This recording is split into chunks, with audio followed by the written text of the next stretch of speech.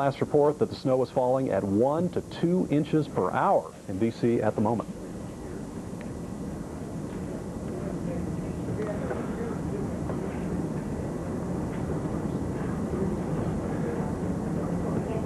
Snow, perfect for skiing if you're an avid skier, anybody that's skiing, but other than that, it's just a mess out here. We did see some cross-country skiers go by a little while ago, 3 of them to be exact. There was actually a person out jogging this morning, but aside from that, it is deserted out here on the mall. Is about the heaviest it has been this morning at the moment, or is it lightened up a little bit?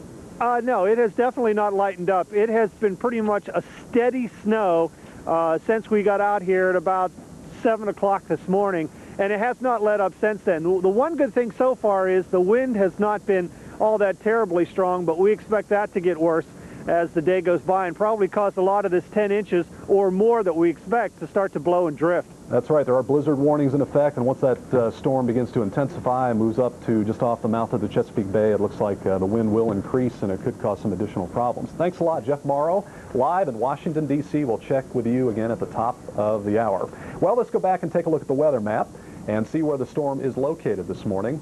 The surface map will show us that the low-pressure center is still pretty much in its formative stages over the coastal sections of South Carolina and Georgia. I believe we have the map to describe to you where the storm system is located. There it is, just about at the mouth of the Savannah River. It will intensify and move northeast. Now, by late tonight, it'll probably be located east of the Jersey Shore and then somewhere south of Cape Cod by late afternoon on Monday. And, of course, that means you folks in Boston should get set for a heavy snowfall and perhaps blizzard conditions in eastern Massachusetts, not to mention Providence and Hartford, too. Precipitation is widespread. A lot of it's snow, some of it's ice over southeast Virginia and the Carolinas. The snow ending in Atlanta after an inch or two of accumulation earlier this morning. Roadways, secondary roads, interstates are in pretty bad shape at the moment. And since temperatures will stay below freezing in Atlanta today, we expect the snow to stick around and not to melt. Well, stay with us for continuing coverage of this massive winter storm in the east. We'll be back at the top of the hour. Meanwhile, let's go back to Vivian in the studio.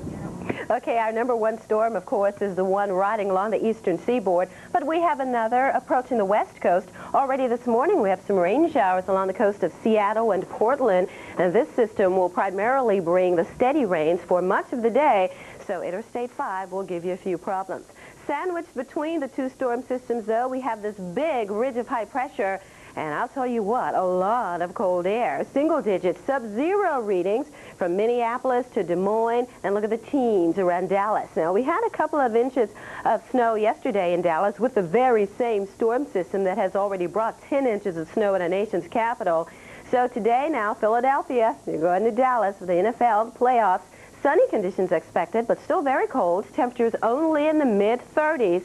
So it's going to be quite chilly indeed. And even Indianapolis at Kansas City, you'll see a lot of sunshine, but don't let the sunshine fool you. Temperatures only in the mid-teens. High pressure extends across the southwest too, and a pretty decent day for the LA Basin, the San Fernando Valley. About 77 degrees we're forecasting today in LA with lots and lots of sunshine. Here's a system now approaching the Pacific Northwest coast. So we talk about rain showers that can be locally heavy as we go through the day today from the Puget Sound and Everett and Whidbey Island through Seattle, Olympia, Toledo, Washington, and crossing over the state border now into northwest Oregon. We'll have more details, the entire weather picture next.